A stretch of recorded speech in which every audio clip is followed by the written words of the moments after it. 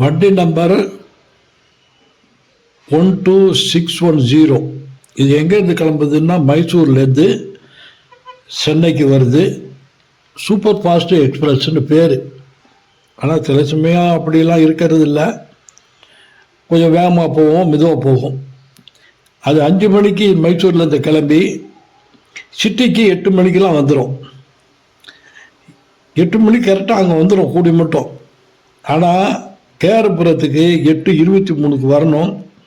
ஆனால் அந்த நேரத்துக்கு எந்த காலத்திலுமே வந்ததில்லை. 8லேருந்து 8:45 8:50க்குள்ளே வந்துடும். அப்புறம் சென்னைக்கு 2:30க்கு போய் சேரும்.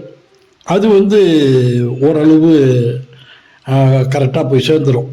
ஏன்னா 2:45 வரைக்கும் போய் சேர்த்துரும். ஏன்னா அந்த வண்டி தான் திரும்பி உங்களுக்கு லால்பார்க்கா வரும்.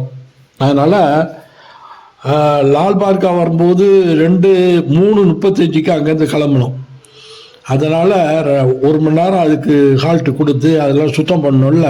அதனால் 3/4 மணி நேரத்துக்குள்ளே, அதாவது 1 மணி நேரத்துக்குள்ளே வரணும். ஆனால் கூடி மட்டும் 2:45 அப்படி தான் சேரும். இதில் இந்த ட்ரெயினில் நீங்கள் நம்பி ஏறலாம். என்னன்னாக்கா ரிசர்வ் பண்ணுறதை விட அன்ரிசர்வில் போகிறது தான் பெட்ரு.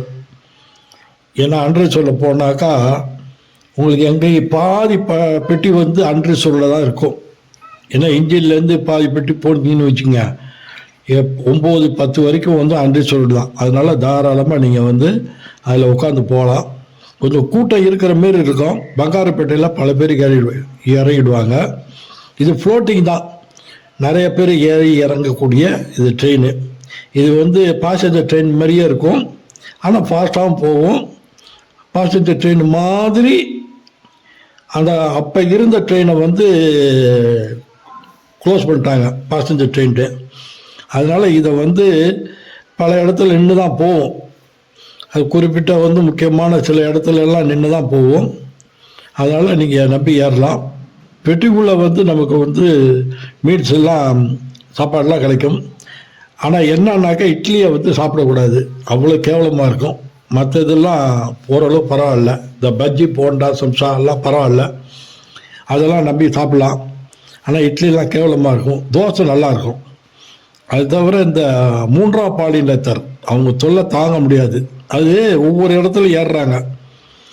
ஒன்று பங்காரப்பேட்டையிலேருந்து ஒரு குறிப்பு ஏறி அது ஒரு இடத்துல இறங்கிடுவாங்க.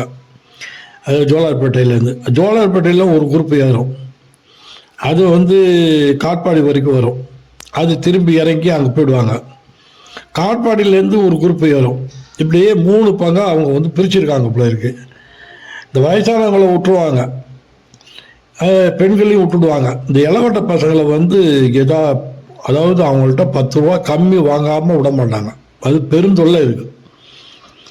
அதான் இந்த 12610 Mysore to Chennai super fast எக்ஸ்பிரஸோடைய டீட்டெயிலு. என்ன நீங்கள் அர்ஜெண்ட்டாக ஒரு இடத்துக்கு போகணுன்னா முடியாது.